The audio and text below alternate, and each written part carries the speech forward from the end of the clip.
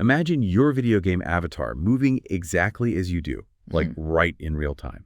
Or maybe a security system that's smart enough to understand not just that someone's there, but what they're actually doing. Yeah, that's really the promise of this real-time human body tracking stuff. It's Right. popping up everywhere, gaming, obviously, but also HCI, security, telepresence, even healthcare. So much potential.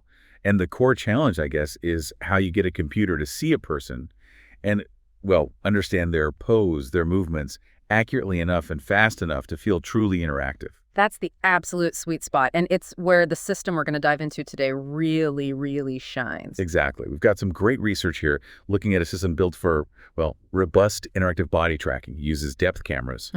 And the really amazing part, it pulls this off at like 200 frames per second on standard consumer hardware. Yeah, it's pretty staggering. And for anyone who remembers those early motion gaming days, the basic algorithm we're talking about, that was a key piece of the original Microsoft Kinect. No way, really. The Kinect. Yep. Pretty remarkable when you think about the impact it had. Wow. Okay, so our mission for this deep dive. Let's unpack exactly how this system manages to figure out human body poses just from a single depth image. Right. We're talking about finding the 3D spot for every single skeletal joint. And it's all about hitting that sweet spot between, super fast processing and really reliable accuracy. And it's important to understand this system is built for frame-by-frame analysis, right? Absolutely crucial point. It's designed for really quick initialization and recovery. So if it loses track, it can find the pose again almost instantly in the next frame, which makes it a fantastic base layer for other tracking algorithms that then add in temporal stuff like how people move over time and kinematic constraints, how bodies can actually move. Okay, that makes sense. Ah. So let's set the scene a bit. Before this system came along, what were the big problems with body tracking? Well, the main bottleneck was often just raw computing power, Yeah. getting those truly interactive speeds, that real-time feel. Many older systems just couldn't manage it, especially not when dealing with all the different human body shapes and like the huge range of motion we have. Right. And some systems that did try to be fast, maybe by just tracking changes frame to frame, they often got completely lost if the tracking failed even for a moment. Ah, so reinitializing, finding the person again was a major headache. Exactly. A huge hurdle. Think back to some of those early motion control attempts. You'd get lag or it just wouldn't respond right. It broke the immersion. This system, being an order of magnitude faster, was just a total game changer. It made real-time interaction actually feel, well, real. So how do they crack it? What was the big idea, the core innovation here? Okay, this is where it gets really interesting. They basically flipped the problem on its head. They started treating pose estimation more like object recognition. Object recognition. How does that work for poses? Instead of trying to calculate the 3D joint positions directly from the whole image, they put it in an intermediate step. They first identify localized body parts. Ah, okay. So like finding the head, then an arm, then a leg. Precisely. And then using the locations of those recognized parts to figure out where the joints must be, it breaks the problem down. And this part-based approach is what allowed for really, really efficient classification. That makes a lot of sense. So break it down into smaller, easier recognition jobs instead of one massive, complex one. You got it. And the research really hammers home the speed and robustness. Less than 5 milliseconds per frame. On an Xbox 360 GPU. That's just wild. It really was a quantum leap, way faster than anything else around at the time. And because it looks at each frame fresh, it doesn't get tripped up by different body sizes or shapes. That works for kids, adults, different builds. Yep, without needing special calibration for each person. And it's surprisingly good even when parts of the body are hidden, self-occlusions like arm crossing the body or when someone's only partly in the picture. And it wasn't just about speed. They really checked the accuracy too, didn't they? Oh, absolutely. They tested it rigorously, use a mix of real depth images and also synthetic computer-generated ones. Why synthetic? Well, the synthetic data let them create really specific, tricky poses. Stuff designed to push the algorithm to its limits, Makes sense. And what was remarkable was that even without using any information about typical human movement patterns or how joints are physically connected, the 3D joint positions it proposed were consistently accurate and stable, just from that single frame analysis. Wow. The paper even says it hits state-of-the-art accuracy and generalized better than just trying to find the closest full-body pose in a big database. Exactly. That's a key point. It's better than just pattern matching whole skeletons. And they even suggested the basic idea might work with simple silhouette images, too. Very versatile. So this parts-based approach, what are the key wins? Why is it better? The big win is recognizing familiar parts, even if they're arranged in a new pose it hasn't seen before. It doesn't need an exact match for the whole pose in its training data. Ah, it's more flexible. Much more. It can piece together new poses from the parts it knows. So let's dig into the core ideas a bit more. First up is this novel intermediate representation, the body parts. Okay, let's unpack this. So instead of joints first, it creates this kind of internal map of the body, made up of these localized labels or tags. Yep. And some of these labels point directly to the joints we care about, like the elbow or knee. Others kind of fill in the gaps, maybe representing the forearm or the torso. Figure 2 in the paper gives a good visual, showing these colored segments covering the body. Right, I see the image. Different colors for different regions. Exactly. And this is crucial because it turns the hard problem of finding 3D joint coordinates into a more standard and much more efficient classification task. Basically, the system learns to classify every single pixel in the depth image. Does this pixel belong to the head, the left hand, the right foot? And they found this intermediate step didn't really hurt the final accuracy. That's what their experiment showed, yeah. It's a very effective translation. Okay, another really interesting finding you mentioned was using synthetic training data. That computer-generated depth images worked almost as well as real ones. Yes, and this was a huge deal because getting real-world 3D body pose data, especially accurately labeled, is incredibly difficult and expensive. Right, you need complex setups, maybe manual labeling. Exactly. So the fact they could generate realistic enough synthetic data meant they could just massively scale up their training set, which leads right into the next insight. Which was? The importance of scale and variety. The more varied synthetic data they threw in at different bodies, poses, angles, the more accurate the system became. So it's like teaching it a wider vocabulary of shapes and poses, but without needing real people to act out every single one. Pretty much. And the final big insight was that this parts-based method actually generalizes better. Even better than, say, a theoretical, perfect, nearest neighbor system that had seen millions of poses. So it's not just finding the closest match in its memory. It's more like it understands the building blocks, the parts, and can assemble them in new ways, like Lego bricks. That's a great analogy, actually. Yeah. Even if it has a massive library of whole poses, the parts-based system can handle a completely new pose it's never encountered by recognizing the familiar arms, legs, torso, etc., and figuring out how they're connected this time. It's just fundamentally more adaptable. Okay, this leads us nicely into the whole data and training side of things. Yeah. The paper stresses how hard pose estimation used to be, especially with normal color cameras, because of all the variation. Oh, yeah. Clothing, hair, skin tone, lighting. It makes finding consistent features incredibly tough.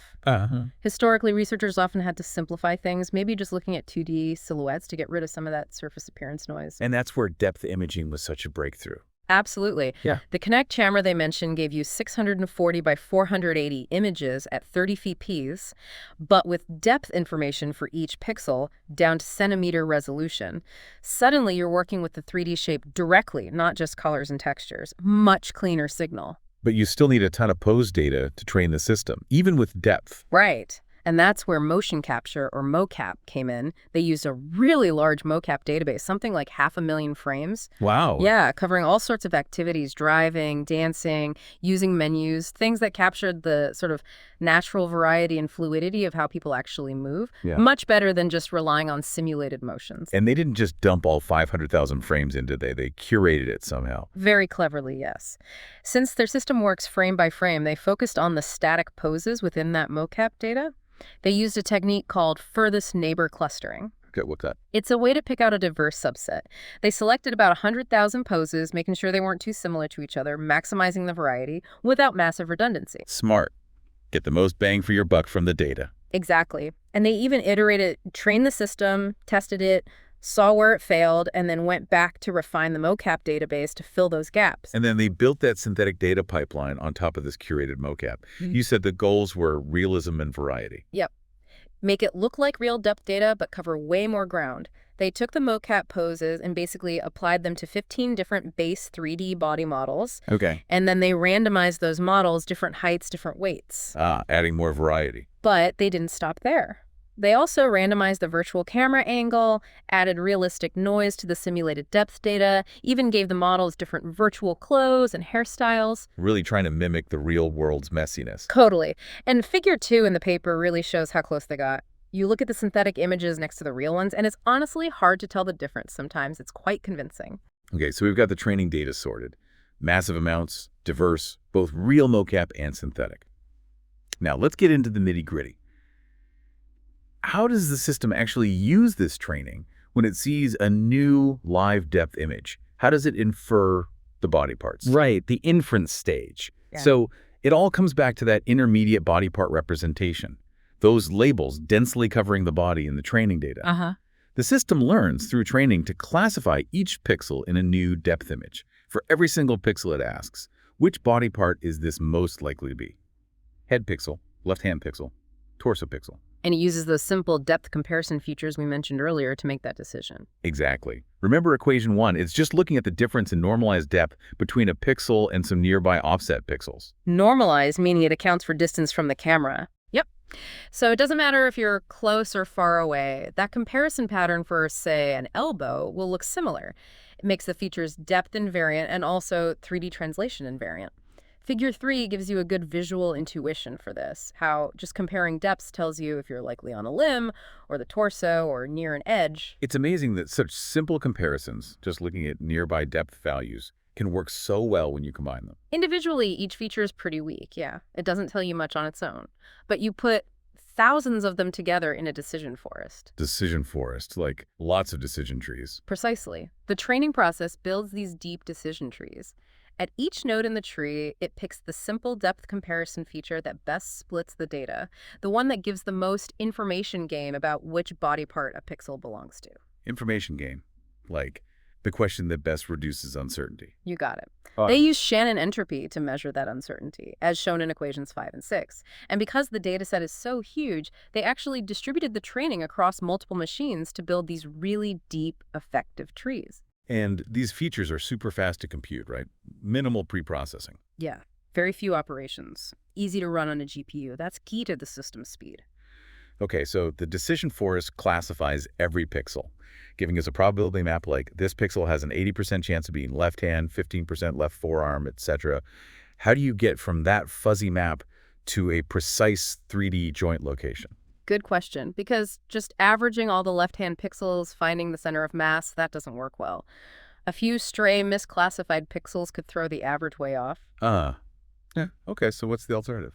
They use a smarter local approach called mean shift. It's basically a way to find dense clusters or modes in the 3D probability data. Mean shift. Okay. Equation 7 shows the density estimator. It looks for hotspots where lots of pixels strongly believe they belong to the same body part. They use a Gaussian kernel to smooth things out a bit. And they weight the pixels somehow. Equation 8. Right. Each pixel's vote is weighted by two things: how confident the classifier is that it belongs to the target part, and also the pixel's estimated surface area in the real world. Surface area. Why that? It helps with depth and variance again. Pixels further away represent a larger real-world area, so you give them a bit more weight to compensate. And sometimes, like for the head, they might combine the probabilities from several related parts, like face, top of head, to get a stronger signal for the head joint location. Okay, so mean shift finds these dense clusters, these modes. That gives you the likely location of the body part. Exactly. It iteratively climbs towards the densest point in that 3D probability space.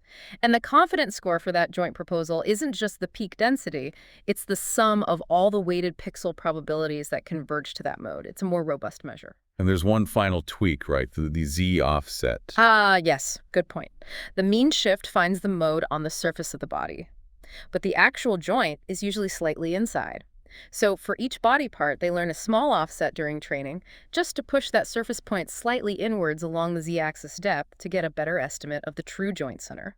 Clever. And all these parameters, the mean shift bandwidth, the probability thresholds, the Z offsets, they tune these specifically for each body part. Yep, optimized on a separate validation set to get the best results for each one. It's a really sophisticated pipeline. Classification, then this clever mode finding with mean shift and refinement. It really is elegant in many ways. So let's talk results.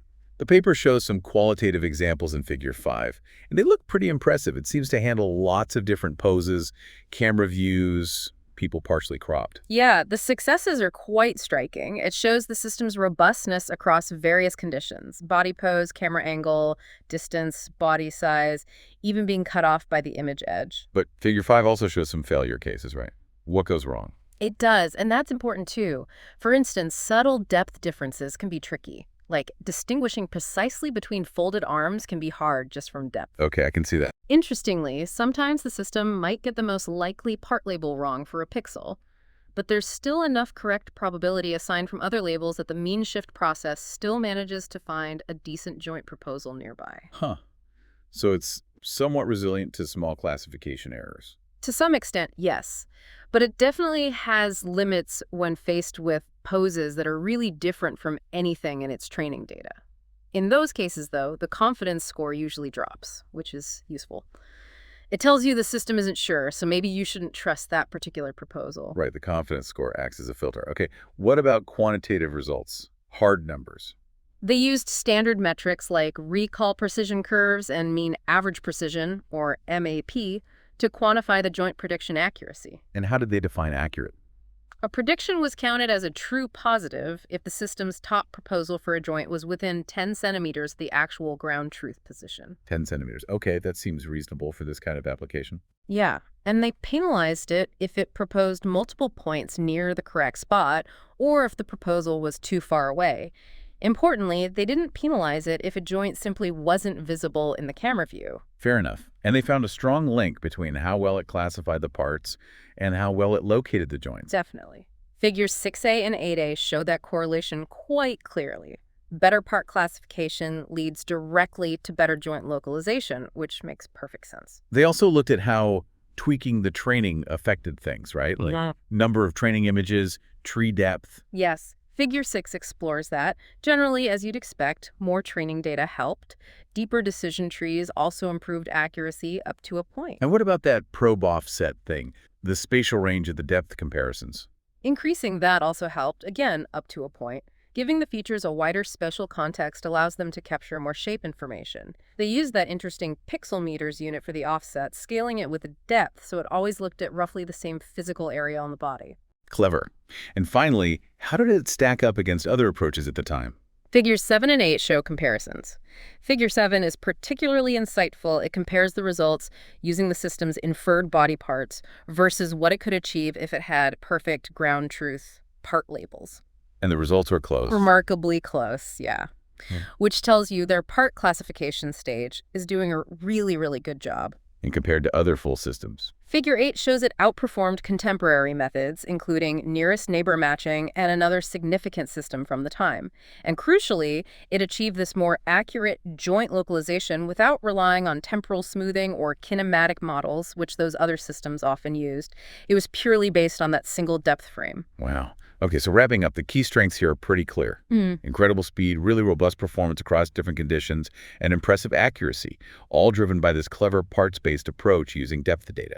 Absolutely. And you really can't overstate the importance of that massive, varied training data set they built, cleverly combining real mocap with that sophisticated synthetic data generation. That was fundamental. The paper even hints at future work, like maybe using more global information to refine the poses further. Yeah, exploring things like global latent variable estimation, ways to look at the whole pose consistency, maybe resolve ambiguities where the local parts aren't quite enough on their own.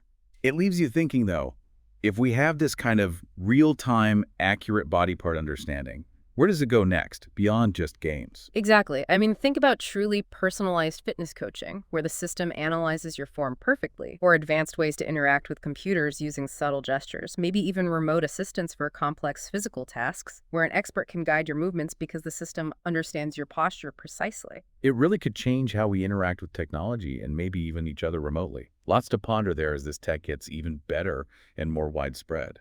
Really fascinating stuff.